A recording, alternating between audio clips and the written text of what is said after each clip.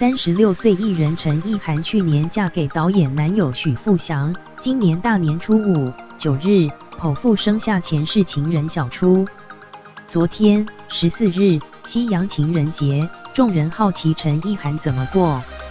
没想到她竟晒出自己油头乱发又素颜的自拍照，公开产妇的真面目，让网友笑亏真的是油头粉面了。陈意涵昨天在微博上公开多组自拍照，只见产后5天的她，因为没洗头发直油到不行，刘海根根分明，随性放下长发后，发尾部分又因为染发显得有些杂乱，和她平日女神模样差很多。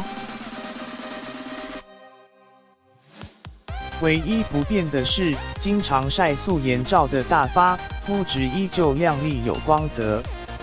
陈意涵在微博上自嘲史上最多天没洗头，头油到有点时尚。不过她也透露，今年西洋情人节，我跟我的小情人持续睡眠不足，但快乐地体验着。更正，睡眠不足应该只有我本人，所以我希望你们都可以吃饱喝足，睡满8小时。没有情人的话，自己生一个。话说没情人要跟谁生？